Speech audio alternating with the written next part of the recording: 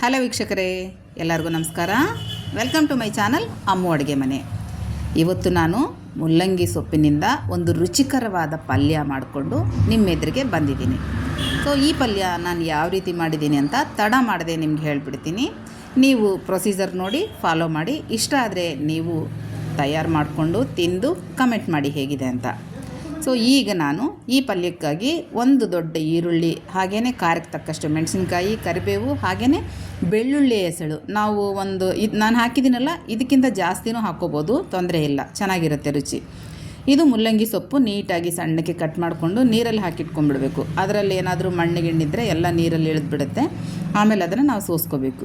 ಈಗ ಸ್ಟವ್ ಮೇಲೆ ಒಂದು ಚಿಕ್ಕ ಪಾತ್ರೆನ ಇಟ್ಕೊಂಡು ಆ ಸೊಪ್ಪಿಗೆ ತಕ್ಕಷ್ಟು ಪಾತ್ರೆ ಇಟ್ಕೊಂಡು ಎಣ್ಣೆ ಹಾಕ್ಕೋಬೇಕು.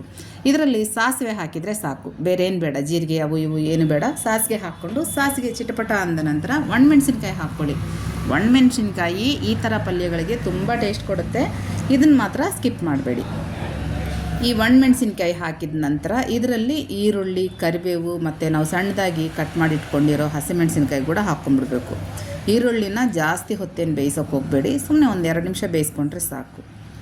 ಸೊ ಈಗ ಇದರಲ್ಲಿನೇ ಸುಲಿದಿಟ್ಕೊಂಡಿರೋದು ಬೆಳ್ಳುಳ್ಳಿ ಇದಾವಲ್ಲ, ಆ ಬೆಳ್ಳುಳ್ಳಿನ ಹಾಕ್ಕೊಂಬಿಡಿ.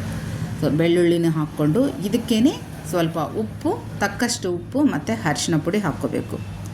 ಇವೆರಡು ಹಾಕ್ಕೊಂಡ ನಂತರ ಈರುಳ್ಳಿನ 1 ನಿಮಿಷದಷ್ಟೊತ್ತು ನಾವು ಫ್ರೈ ಮಾಡಿಕೊಂಡ್ರೆ ಸಾಕು. ಈರುಳ್ಳಿ ಮತ್ತು ಬೆಳ್ಳುಳ್ಳಿನ ಜಾಸ್ತಿ ಹೊತ್ತು ಫ್ರೈ ಮಾಡಬೇಡಿ, ಕಲರ್ ಚೇಂಜ್ ಆಗಲೇಬಾರ್ದು. ಸೊ ಈಗ ಇದರಲ್ಲಿ ನಾವು ತೊಳೆದಿಟ್ಕೊಂಡಿರೋ ಮುಲ್ಲಂಗಿ ಸೊಪ್ಪನ್ನು ಹಾಕ್ಕೊಂಬಿಡಿ. ನೀಟಾಗಿ ತೊಳ್ಕೊಬೇಕು ಸೊಪ್ಪು, ಇಲ್ಲಾಂದರೆ ಅದರಲ್ಲಿ ಮಣ್ಣಿರುತ್ತೆ. ಸೊ ನೀಟಾಗಿ ತೊಳೆದು ಅದನ್ನು ಸೋಸ್ಕೊಂಡು ಮುಲ್ಲಂಗಿ ಸೊಪ್ಪು ಹಾಕ್ಕೊಂಬಿಟ್ಟು ಸ್ವಲ್ಪ ಮುಚ್ಚಿಟ್ಬಿಡಬೇಕು. ಇದು ನೋಡಿ ಆಲ್ರೆಡಿ ಬೆಂದು ಹೋಗಿದೆ, ಎಷ್ಟು ನೀಟಾಗಿ ಬೆಂದಿದೆ ಅಲ್ಲ, ಕಲರೂ ಚೇಂಜ್ ಆಗಿಲ್ಲ. ಸೊ ಮುಲ್ಲಂಗಿ ಸೊಪ್ಪು ಬೆಂದರೆ ಸಾಕು. ಆಲ್ರೆಡಿ ಬೆಳ್ಳುಳ್ಳಿ ಅಂತೂ ಆಟೋಮೆಟಿಕ್ಕಾಗಿ ಬೆಂದು ಹೋಗುತ್ತೆ. ಸೊ ನಾನು ಇದರಲ್ಲಿ ಖಾರ ಹಾಕ್ತಾಯಿಲ್ಲ, ಯಾಕಂದರೆ ಮೆಣಸಿನ್ಕಾಯಿ ಸಾಕು. ಆಮೇಲೆ ಒಣಗಿದ ಮೆಣಸಿನ್ಕಾಯಿ ಹಾಕಿದ್ವಲ್ಲ, ಅದು ತಿನ್ನೋಕ್ಕೆ ಚೆನ್ನಾಗಿರುತ್ತೆ. ಸೊ ಖಾರ ನಾನು ಹಾಕಿಲ್ಲ, ನೀವು ಬೇಕಾದರೆ ಹಾಕ್ಕೊಳ್ಳಿ, ಇಲ್ಲಾಂದರೆ ಹಾಕದೇ ಇದ್ರೇ ಚೆನ್ನಾಗಿರುತ್ತೆ. ಈ ಮುಲ್ಲಂಗಿ ಪಲ್ಯ, ಸೊಪ್ಪಿನ ಪಲ್ಯ ಹೇಗೆ ಮಾಡಿದ್ದೀನಿ ಅಂತ ಗೊತ್ತಾಯ್ತಲ್ಲ. ಸೊ ನಿಮ್ಗೆ ಇಷ್ಟ ಆದರೆ ನೀವು ಮಾಡಿಕೊಂಡು ಹೇಗಿದೆ ಅಂತ ನನಗೆ ಕಮೆಂಟ್ ಮಾಡಿ.